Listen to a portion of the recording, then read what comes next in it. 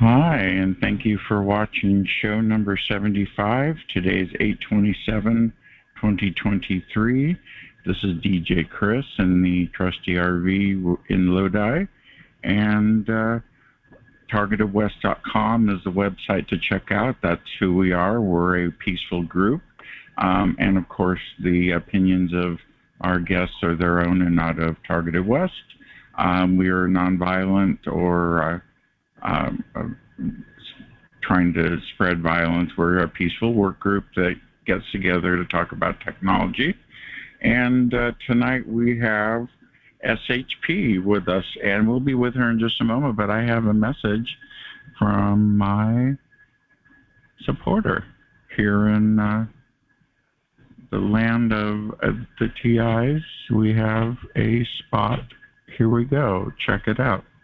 A targeted individual looking for support and connection. Look no further than TIEvents.org, the ultimate event site for targeted individuals worldwide. Discover a wide range of upcoming events from conferences and meetups to rallies and fundraisers. Connect with like-minded individuals, participate in informative conference calls, and explore a wealth of resources. Visit TIEvents.org today and join a thriving community of targeted individuals. Together, we can make a difference. TIEvents.org, empowering targeted individuals worldwide. So again, that's TIEvents.org. That's one of our supporters. And now for Bobbi, and goes by ShP, of course. ShP, what's going on? How are you tonight? Come on in. Oh, it's overcast here up in the heart of Canada. Not too hot, not too cold. Your country is mighty hot. I traversed through your country for the last few months, collecting data that was fact-based. Regarding what was happening to me. And I'm happy to be back home, and I'm happy to have my data that I collected. I had a technical scan done with police and military-grade equipment, which confirmed that I had over 20 semiconductors implanted into my body. The one with the most power is over my heart. So I've been now exploring semiconductors and how they're used in body area networks, which I've been discussing body area networks for, I guess, about 4 years now, because this is definitely part of the military-industrial complex where your biosignals are collected from, let's say, a directed energy weapon strike and or other biofrequencies that are traded globally. That looks like it's shared on a automated research and development system, and it looks like it's hosted out of Ireland, where they kind of have a collection of, a site, and AI sorts through the projects you can place your biomedical slave into through automation, which is pretty sick. I think it's pretty sick. I know you wanted to discuss WiggleNet, so this is what I can tell you about WiggleNet. So you can download the Wiggle War Driving application. You can collect Bluetooth access points, antennas, and populate it into the database anonymously, or you can create a login, which creates a unique, personalized, customized database for you. So I'd suggest that you play with it for a few days before you really get serious with it. And that is wigle.net for you to check out. Not two G's, but one. Okay, I'm sorry. Go ahead. Oh, yeah. No, that's great. So wiggle.net is like the longest running war drive in the world, and it's a global data collection system. Different people collect frequencies for a hobby, some nefarious purposes, and some actually utilize it in surveys. So it's a recognized engineering tool globally, and it's also used by surveyors. I have my prospecting license. I went out and got my prospecting license a few years ago because I wanted to do some rock art, and I wanted to collect some anomalous rocks to complete that rock art. And getting a letter from the land surveyors that they did recognize it as a engineering tool meant you could collect actual evidence on it. And I found that the best way to collect evidence I will reiterate that again, is you play with the application for a few days, you get used to a few things, how it works. You walk around, you see a Bluetooth pit pop up, or an antenna, or an LTE device, or a printer. It's recorded. And there's a button there where you can upload anonymously to the wiggle.net database, or you can create a login and create your own database that you can pull information from. Now, if you are a homeowner, what your best bet to do is, inside wiggle.net, there is a search engine. And inside that search engine, you can populate your address.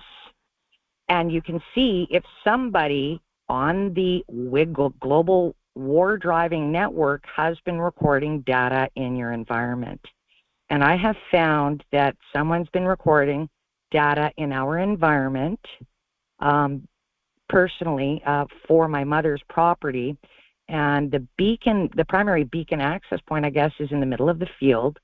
And it was with a couple hundred construction-related and property developers.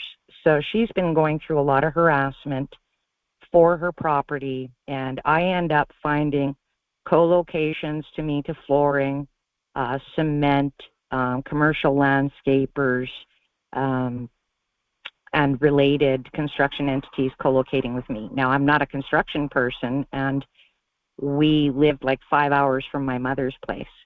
So these people are tracking for property in our particular instance, and clearly they're using biomedical research within the semiconductor realm to capitalize on us while they degenerate our bodies. So it's like a double wham. They want to do I think it's $100 million property development, and they want to make some money along the way and pay the people that are scoping this stuff out. So they've created a nifty little business platform. So once you've looked at your location on WiggleNet, if you find nothing there, or if you do find something there, you flush your own personal localized database in the phone. There's an option in there to flush it and start anew, and you record specifically for 24 hours. Now, when you're recording for that 24 hours, you're going to walk all over your house. You're going to walk from corner to corner of your property, different times, let's say morning, noon, and night, or specifically when you're getting assaulted. And you will find different elements will demonstrate. So it looks like some of the neighbors, your neighbors' devices, such as PVRs, are hijacked by people on this upper international network that's accessed by satellite. So they've placed in infrastructure with beacon accesses to your point, to the point of your property in your house.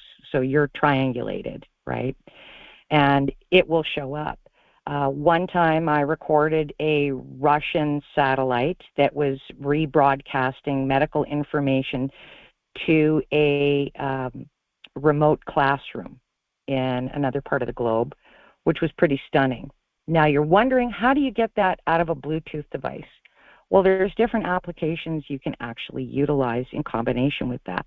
You can leave wiggle.net running in the background, because it can continuously run as you collect your data and you play with other applications. So you can use look for, as in the number 4, SAT. That's an application that you can download that records satellite information.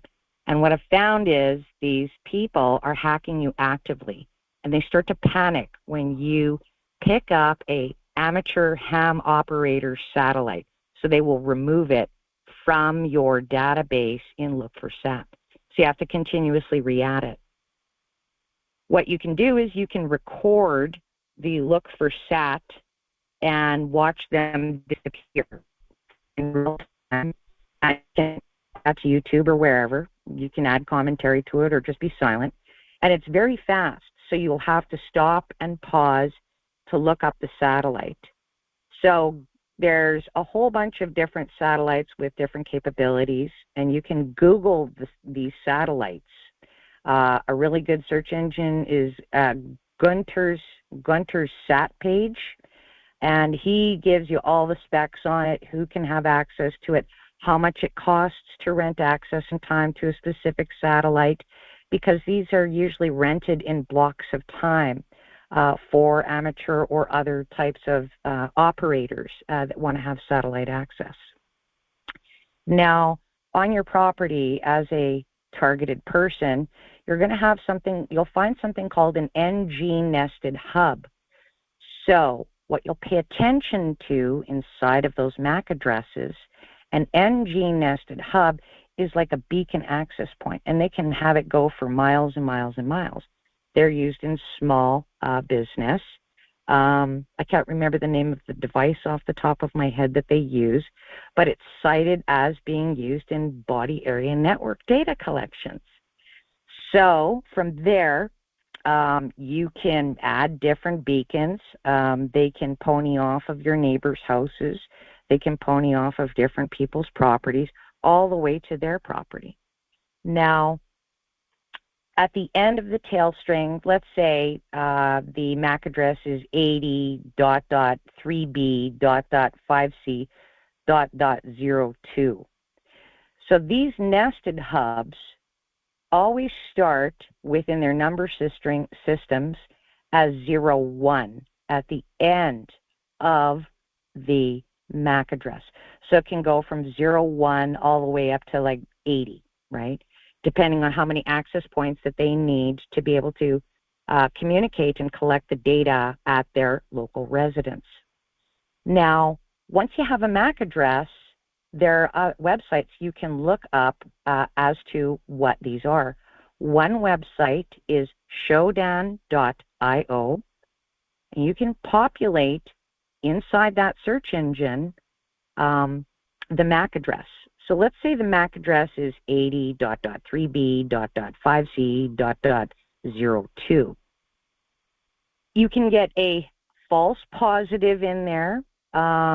You'll get a whole smattering, but you need to keep looking at these MAC addresses. And there's two ways you can look at the MAC addresses, front to back and back to front, because they do use a masking system, and the masking system is when they reverse the MAC address completely perfectly backwards. So you search it front to back first and then back to front.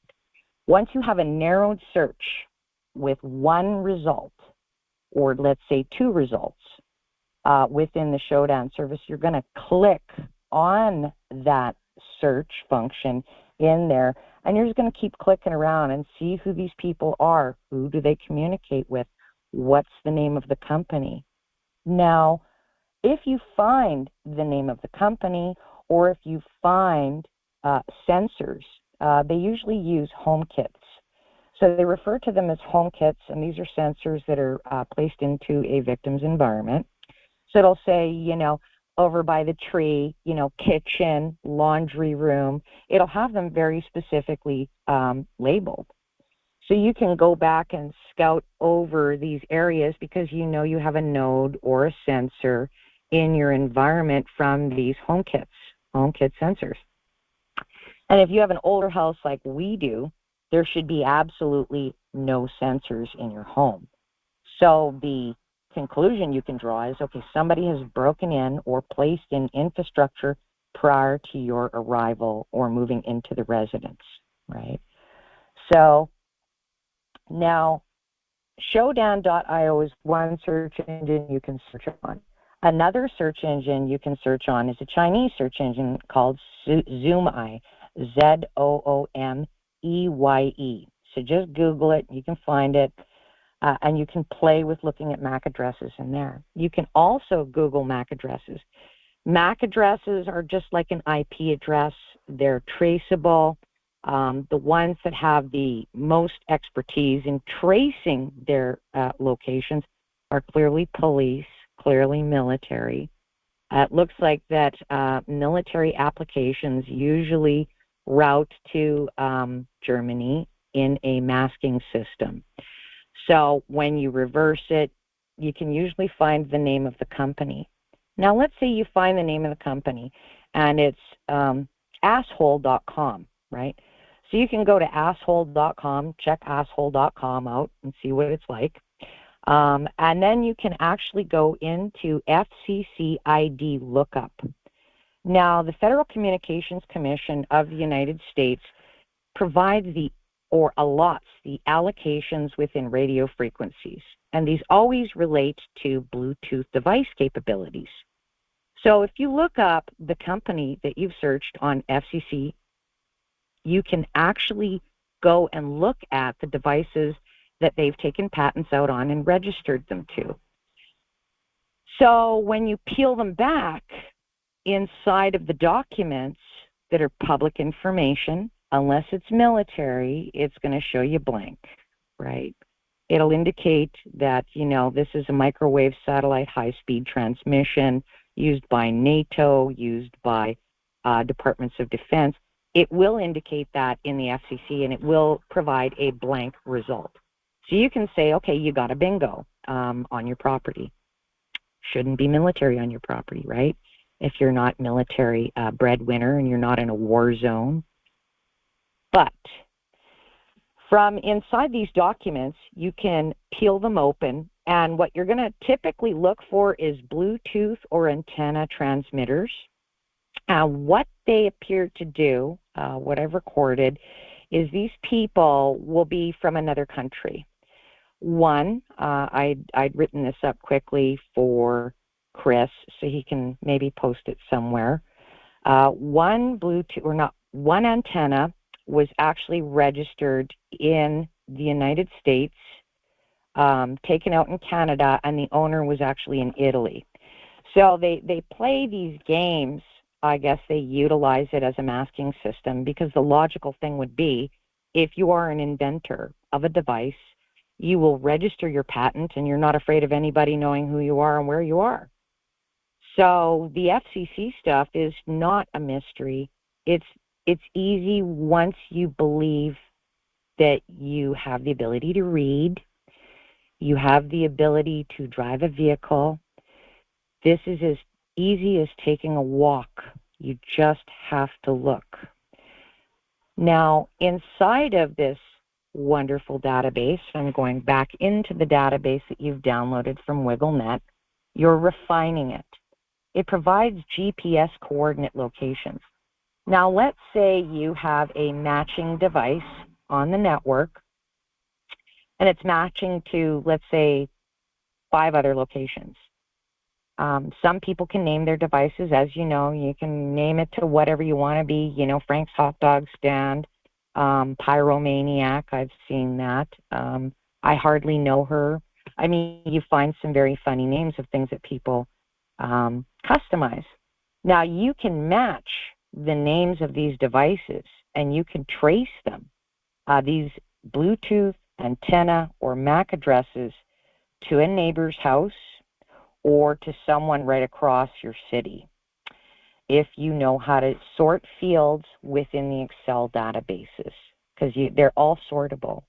Now, let's say you don't get a match that way. The next field you will sort is you will sort the MAC address database. So it'll go from A to Z or 1 to 3. So it's just a little function in there where you can sort it alphabetically or numerically. And you will try looking at these in different ways. Inside of the database, I wrote up a document which took me about 3 or 4 days for a victim in the United States. She was very badly targeted. She's very, very sick right now. I had traced this, including cryptocurrency trading inside of her house. She had no internet service, absolutely none. And I think she had over 1,056 wireless networks inside of her house by a service provider. She had a cell phone that she knew nothing about. And these service providers appear to play games. So the service providers will have, let's say, I don't know them off the top of my head. So let's say they're called Dog Lips, and Dog Lips is actually a subsidiary of Charter Communications, and Charter Communications is a subsidiary of AT&T, and AT&T belongs to Spectrum Networks. So they play these crazy games to make it look like a whole bunch of independent persons own these companies, and they don't. They're owned by a single organized entity. So when you try to get accountability to having these huge amounts of networks inside of your house, you are doing a massive paper chase, trying to trace these networks down. Now, inside of this document that I created for this person, who had someone trading cryptocurrency around the clock right inside of her house, it traced to a person's house. I didn't know whose house it traced to. I had found the coordinate. I took the coordinate down, and I, located the address within the mapping system that's in the public domain, and it traced to a house. So when I completed this document, I don't know how many pages long it was. I mean, it took me several days. I felt really bad for her. I was, crying for her. She called me up and she couldn't stop crying. She was screaming and crying. And she says, "You traced this to my brother's house." I said, "I'm sorry. I just, all I know is what the data says. All I can do is trace the data. It's fact-based. And that's what the result was." So she has a number of family members that are dead. And she believes they died under similar circumstances. So we could say that it's a similar family medical condition. But this person was married previously, and his spouse also died of the same condition. So she went and filed with the police, stating these things factually, and supplied this document to the police. I also did this for another target in Canada who supplied it to the police. The police came down to his house and said, "This is cybernetics. And the police have been at a standstill with this other target. Now, what I've noted, looking at, as I had targets from literally all over the United States and all over Canada sending me their databases. Each database to go through by myself would take a minimum of each one 5 days, and that's with sleep, right? So when I did this one target's database, I literally didn't sleep for 2 or 3 days because I felt so upset for her. I just wanted to get it done, see if it could help, documenting it and articulating it in a fact-based way. Now, I noted that there were the exact same MAC addresses in the United States, the exact same locations, 2 persons in foreign countries. One was in Malaysia, and a lot of this has to relate to the clothing industry when you track a lot of these businesses for some reason. So that's what I've noted. I can't tell you more on that because I don't want to ruin something for the entire community. When I get really upset one day, I'm going to probably trace through maybe 200,000 Bluetooth addresses, and I will pick out maybe 20 or 30 of them. So it's mass data manipulation, and you have to kind of know what you're looking for when you are hunting this stuff. Now, I was trained in databases, right? Like I looked after millions of records. I had to edit, and make sure they were accurate within editing and examination for where I worked, so that they were recognized literally in a court of law for databases. So, can you do this yourself? Absolutely. Is it time consuming? It's very time consuming. Now, IP addresses. I think you wanted me to cover off some of the IP addresses a little bit, or...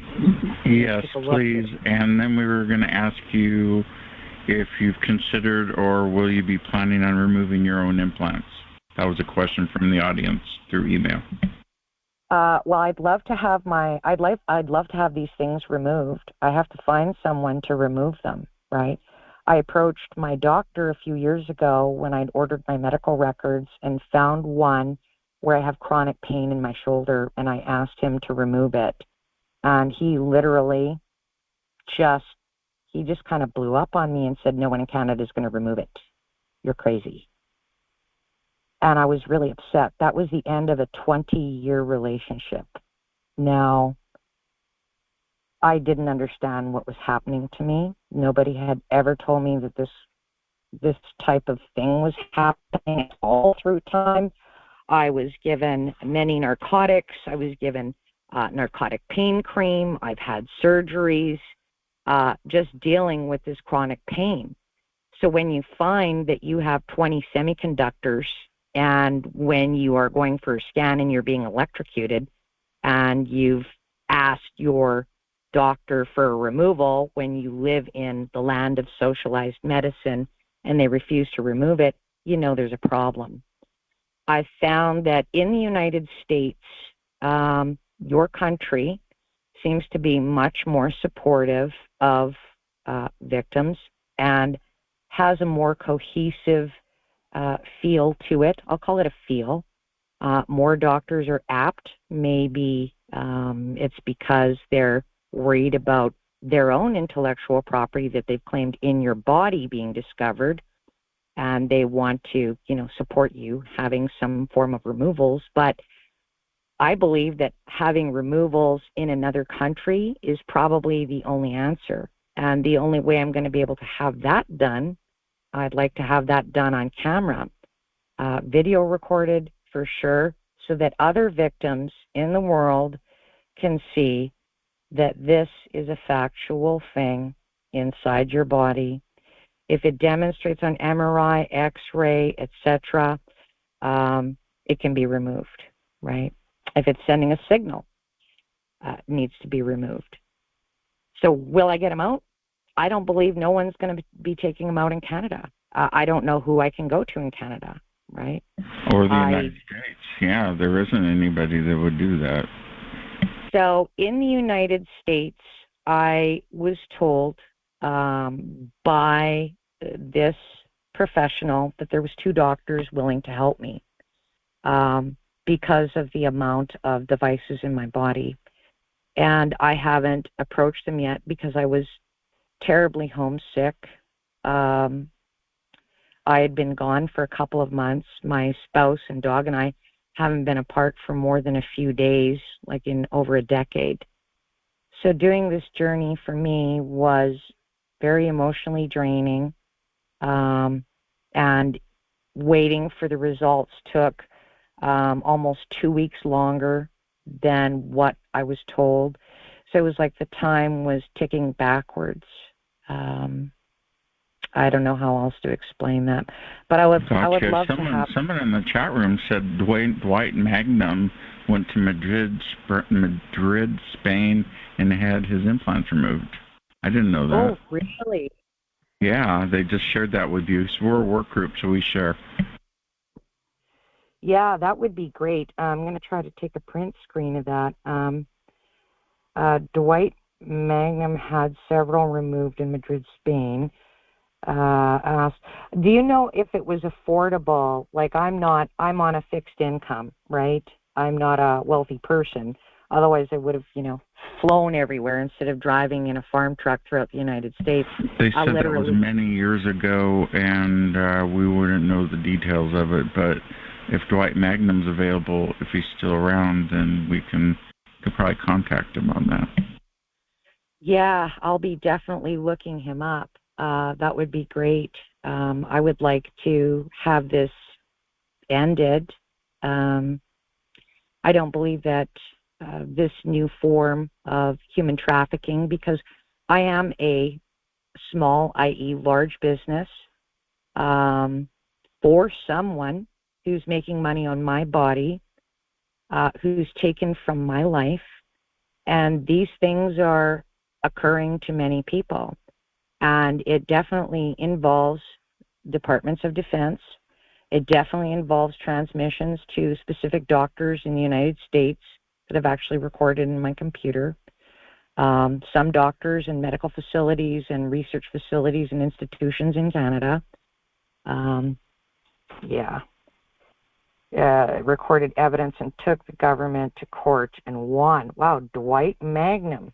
That would be great to know if he would be. I believe that what's occurring to me involves secret orders in council, and that would be a directive from the Prime Minister because it involves the Department of Foreign Affairs and Trade in Canada. So a body area network system is critical to the Department of Defense because it's also critical to the infrastructure of the country, right? So it has to be secret that they have a slave system. So when you are a leader, our particular leader appears to have made the most secret orders in council in the history of Canada, but I believe that a lot of these piconets nodes, i.e. defined as semiconductors, both corrosive and non-corrosive, are critical to different technological advances within the Departments of Defense, within the medical industry. And it looks like a lot of school teachers are involved, as well as orthopedic surgeons, psychiatrists, psychologists for the Departments of Defense that work together and make money in research and development, remote health monitoring systems, without informed consent. Informed consent should begin and end in a courtroom where a person appears and demonstrates that they can provide informed consent and that they have cognitive capability to provide informed consent that they're going to be tortured for research and development projects. But nobody wants to be tortured. So, of course, nobody's going to say, yeah, I want to be tortured. Now, if that's not the case, and they've expanded so much on the definitions of terrorism, we'll call it terrorism in Canada, where you've hurt someone's feelings because of a radical ideology that doesn't fit your own, such as female genital mutilation, child brides. I've been very boisterous and bolsterous about that because I found out through time, doing genealogical stuff on my family, that my great-grandmother was forced to marry at age 13, right? She was traded for 4 horses. So she had a terrible life. Just knowing what she went through, it was just, it struck a chord with me that I didn't want anybody to go through that. So getting back onto this whole crazy Department of Foreign Affairs and Trade factor, I've recorded the Department of Foreign Affairs and Trade in my network multiple times.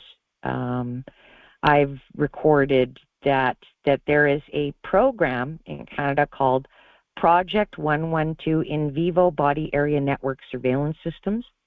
It appears to be run by the Royal Canadian Mounted Police, the local police, and 4 universities.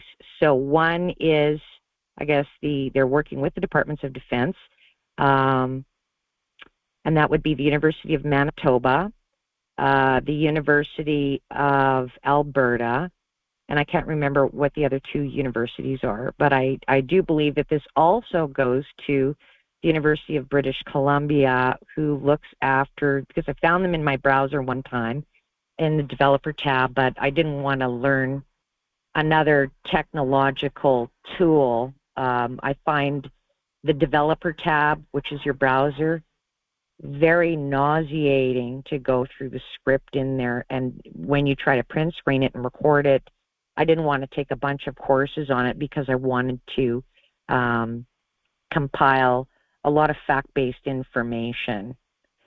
Now, one more thing I can tell TIs, since I've yammered on and on. Go ahead.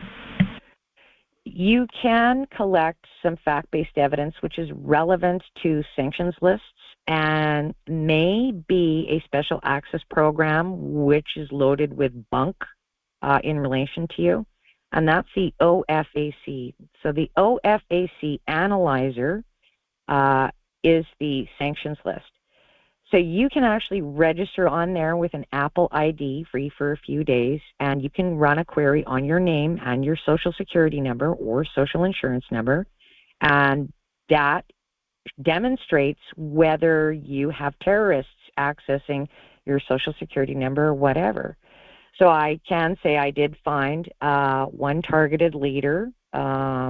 She was on the list. That's a fact. I'm not going to say her name. I sent that to her, I guess, last year in the spring, I believe. I found that my social security number was tied to, I think it was a list of 79 terrorist organizations in Russia and from around the world who were accessing my social security number. I also found this for other members of my family. Some had more terrorists, some had less terrorists. So it shows that there was some type of a relationship. Now, I did a Freedom of Information request with, I think it was the Department of Homeland Security and a couple of other places. And their response to me, was all long and gobbledygook. But in a nutshell, they said, under this section, we can't tell you, because we have to protect blah, blah, blah, blah, blah, blah. So when you look up, they've got to protect blah, blah, blah, blah, blah. It basically states that the Attorney General that nominated you in Canada for the terror watch listing process has to be protected at all costs for nominating you, right? So you can be nominated to a terror watch list. So that means they've had a secret court, they've had a secret judgment, and it looks like it could be a quasi-judicial court, which means it's at your state level or your provincial level, and it's a secret court. And so somebody's found you guilty of something, right? But they can't take it to court because it would never hold up in court. So it has to be a secret. That's the only way that they can carry off collecting the biomedical data and keeping this system intact and moving forward in time for life sciences, technological advances, semiconductor research, biological. I mean, the list is just endless. It's endlessly nauseating. When you do Freedom of Information requests, it's pretty funny. You can't get answers because it's all a big mum's the word. It's a big secret. Secrecy is the key word here. Now, that's all against international law in Canada, but you have to collect a lot of evidence to prove and demonstrate that this is occurring. Now, Canada ratified the International Criminal Court while the United States did not. So when you actually are a country that ratified the International Criminal Court, you are obligated to be in compliance and make sure that crimes against humanity don't occur. However, in Canada, the Human Rights Code does not include crimes against humanity. So the only time crimes against humanity is recognized in Canada is if it's torture by the state, meaning an elected official has to have orchestrated the torture of you. It has to be proven in court, literally beyond the shadow of a doubt, and then it can be prosecuted. But if you can't even go to the police and say, okay, this is happening to me, and they just want to call you, oh, you've got a delusional disorder, until you have court-ready documents. And if you have those court-ready documents, hold them near and dear and close to you. Don't share them with the planet. Share a little bit with the planet. Let them know what's going on, because what you want to do is you want to make sure that the person who is the professional that conducted the scan is ready to testify in a dire situation, right?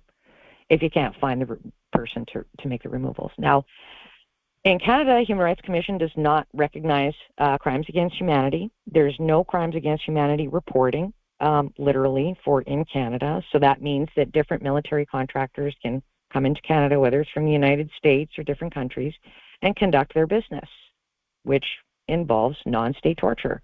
which is not recognized in Canada. So you literally have no one to go to. But in the United States, you guys have the RICO Act. So you have RICOs, you have different institutions that are willing to take up your cause, right?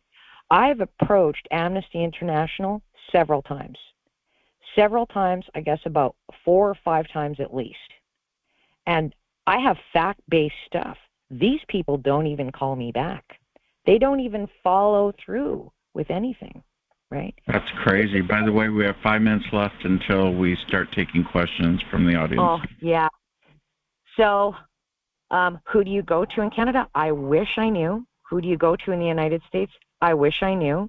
I do believe that the targeted community has to formulate their own coalition, their own nonprofit organization with public accounting, and assist persons with scans, with MRIs, with fact-based stuff, with doctors that can provide medical assistance for removals for victims that do have semiconductors in their body.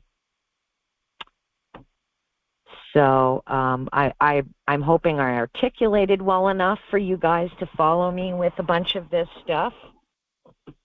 I think they got. I think it turned out really well. Did you want to answer questions from the audience now? Since yeah, let's switch over right now. One moment, please.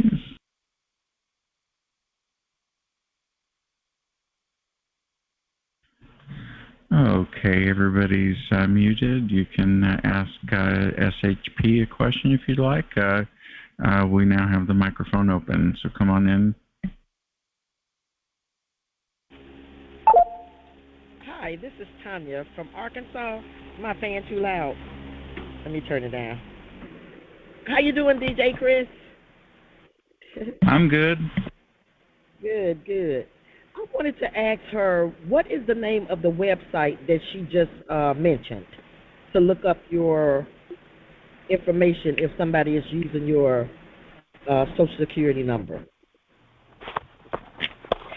It's called the OFACanalyzer.com. Now, you have to play with the search engine inside of the website once you register for the website, and you have only a couple of days to utilize it. And I strongly suggest that you download those PDFs once you collect that stuff. And once you find it, go file a police report with a copy of it provided, showing that your Social Security number is being in use. I filed a police report. Nobody's ever followed up with me. Okay, thank you so much, because my Social Security number was used to file false unemployment twice in 2021 and in July of this year. Yeah, that would be identity fraud. I do believe that victims are going through, in part, identity fraud. I do believe that there's life insurance fraud, property fraud. I mean, these guys are very, very articulate. It's a very well-run organized crime ring, and it looks like it's the same people. Thank you so much. Thank you. Next question from the audience. Come on in. This is Michelle. I have a question. Go ahead. Do you know anyone that can do the body scan? You need to find somebody that's a TSCM professional. I'm not going to give the name out of the individual until this other gal is completed stuff. She worked for the United Nations. And I'm not quite sure how he would feel about me publishing his data. I know that Dr. Stanninger, I spoke with Dr. Stanninger, no longer is providing research or assistance to targets. Her husband died. And I know that Melinda Kidder is no longer providing HSCADA scan systems to targets. So you need to look up somebody in your local area that does TSCM services, and they need to be able to utilize, at the very least, a fact-based device called a nonlinear junction scan. Now, what you need to do is keep in mind that if you go through this scan, you need to be ready to puke, because they trip all the devices in your body, okay? While these devices are getting tripped in your body, your bones in your body are defined as a waveguide within the body area network systems. So one can be tripped in your skull or your ear or in your heart, and it will actually travel down the bones in your body, and it will send a shock wave and a signal tripping different semiconductors in your body. So you will get nauseated, you will feel sick, depending upon how many of these things and where they're situated in your body. Thank you for that. Thank you. Next question for SHP.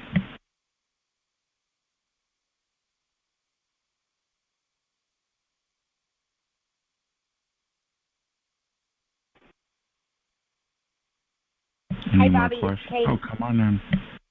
Hey, did you want to talk about sensors in the beds and homes?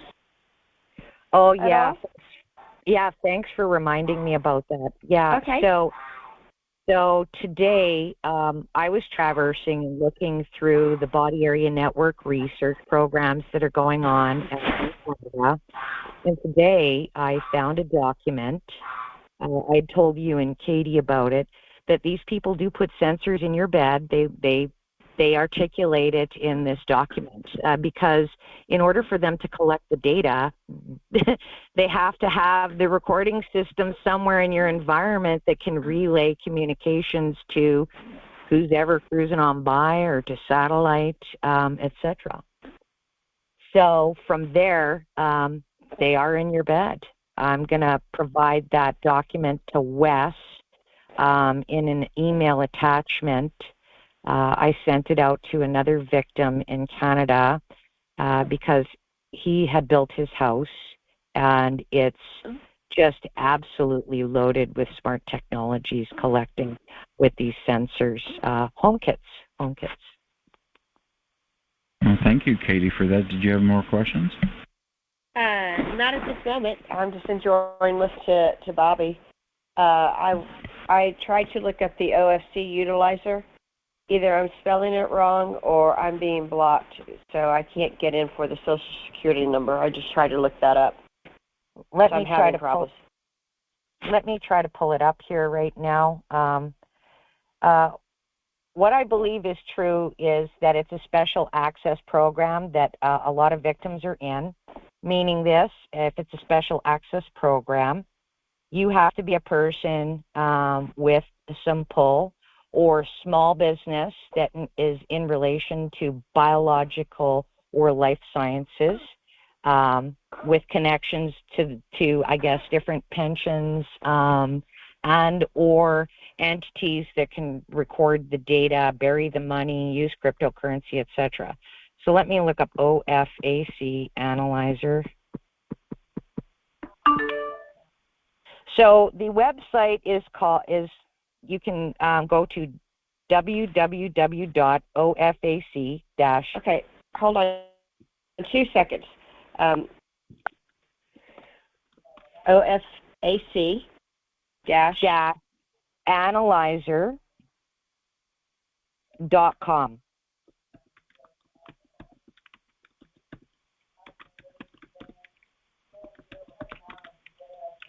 Okay, let's see if it pulls up. Person randomly. Oh, is it a blue and white compliance software solutions? I got it. Take a look. I haven't been there for a while. Yeah, Okay. It'll show you the sanction list that you're listed on. So it's got NATO in there, United Nations, different countries. Ooh. Okay, so search. Yeah, you have to register for the site, and you need an Apple ID for it. Oh, I only have Android, so that's not going to work for me. Well, you can register to you can register for a free Apple Apple handle. Okay. start your free trial. We offer 3 programs to search the OFC SDN. All right. So we're going to try that while you're talking. See if I can get through. Yeah, come on in. I have a document. I'm gonna. This is just an example of the kind of report you'll get from John Kingston. I'll put it in the chat for if you're on the computer, you could see it. Thank you for that. And I just heard a lady come in that wanted to talk. Come on in. I heard you. There you are. Hi, DJ Chris. Hi, Bobbi. This is Tranquility. I just want to say to both of you, thanks for pushing past all your pain today and coming out to do the call. I really appreciate you both being here. I do have one question for Bobbi. Using the Wiggle Wi-Fi app, I see like these buttons on the bottom that say hide the Mac and OUI. What does that mean? That's a good question. I only track the data, right? Now, I have a guy that has been playing with blocking the different devices, and he believes that it's traversing through his cell phone. However, he's got devices in his house. So he's ended up having to shut down a whole bunch of breakers inside of his house on a couple of specific circuits to reduce some of the impact of his assaults that he's been going through. And it looks like they have a rather large antenna system that they incorporated into the roof of his house. So he's been experimenting with blocking some of the MAC addresses, and he said that it helps. And for my ideology, from everything that I've experienced and recorded within these engineering tools, and there's multiple engineering tools you can utilize, and the more engineering tools that collect MAC addresses and data, it's more sound evidence. So another tool you can use is called ElectroSmart. However, part of ElectroSmart has now been divided with a GitHub. So it's not an easy, complete, simple, click and it rolls out. You have to download some of the protocols from the GitHub that they indicate, right? So you can run both of those programs simultaneously at the same time. Those are just 2 programs out of hundreds of programs that are available. And it replicates the information, which makes it fact-based. And that's what they look for in engineering. They need to come to the same conclusion 100 different ways to make it an absolute. That's how bridges are built, so that people don't get killed. That's how buildings don't collapse. They have to come and look at a calculation in multiple ways and come to the same conclusion. Gotcha. Anybody else have a question? Oh, you're welcome. Anybody else have a question?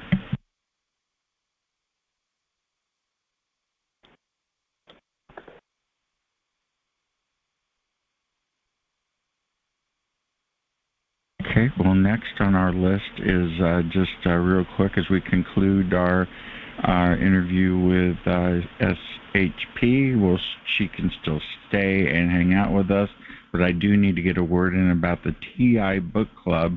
Tina Plackinger, who's a weightlifter, has a book out, and she's a TI, and it's called Treading on Serpents, and that is our current book in our TI Book Club. If you'd like to join, go to bookclubs.com/TIBookClub/join/ and you can join. We have 71 members in the book club now, and we review a different book every week. So be sure to check that out. And of course, this is DJ Chris. If you're watching on your favorite platform, BitChute, YouTube, or archive.org, I appreciate it. It's the 27th of August, and it's show 75, and we're finishing up with ShP. So we got 6 more minutes left on the recording, and then we'll continue for another hour. Okay, excellent. Well, maybe another time we can talk about digital forensics from inside of your PC. You can collect IP fingerprints. You can use a whole bunch of different tools. But the best tools you can use, and I'll just give you a little tip that you can start playing with inside your computer and hunting the strings inside of your event viewer. So if you have a Microsoft product, i.e. computer, running any Windows of any version of Windows, you can just type in the search box event viewer, and you can start looking at the event viewer. And what you're going to do is you're going to go into this security and search those security functions. And you're going to find tons of people logging in. You will even find that they destroy the login because they don't want you to see who they are. So that's actual evidence of hacking, right? So when you record the time, because it records the time inside the event viewer of the occurrence, when you do a print screen of that and you supply your ipconfig/all, which includes your IP address inside of command prompt, those two pieces of information go hand in hand together, okay? Now, the event viewer, you can expand it out, and what you're going to do is click on the windows and expand it out, and you're going to enable all of those. Enable them all. And just pick through them at your leisure, and then search the strings in the Google search engine. What you're probably going to find is a lot of Central Intelligence Agency stuff that was cited by Edward Snowden.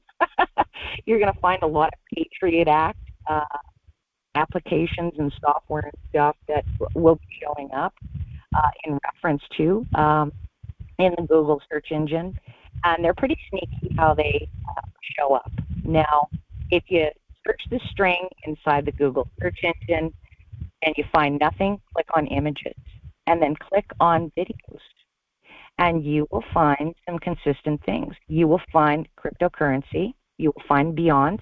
You will find references to FTX as a victim.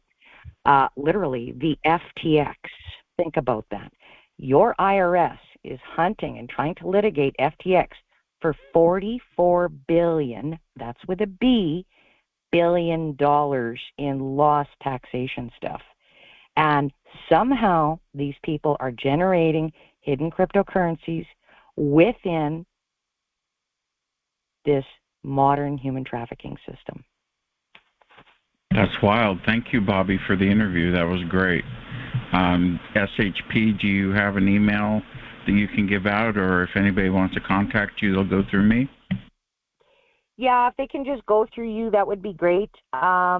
Because I'm still trying to merge data from my other phone that's compromised severely.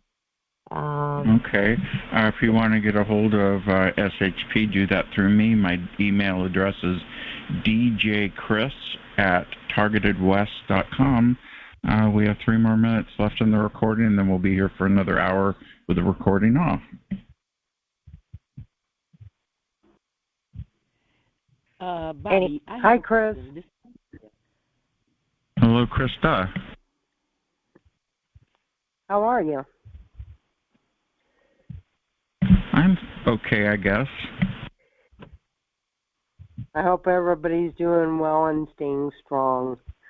I wanted to know, a few times, well, a lot of times, I go to click into my Wi-Fi, and you know how it gives you available networks?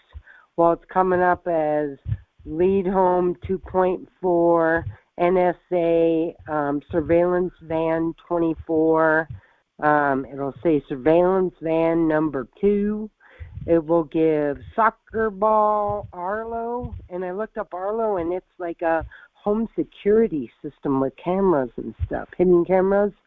So it comes up as Arlo, and there's a bunch of other ones, but it seems as though, Bill Nye the Science Guy. I got Bill Nye 1 and Bill Nye 2, and I was just wondering, like, I've taken pictures of this, but it just seems like everybody around me's on my Wi-Fi. Yeah, a lot of it's hacking. Unfortunately, you know, when you take a print screen of available networks in your neighborhood, it's not relevant.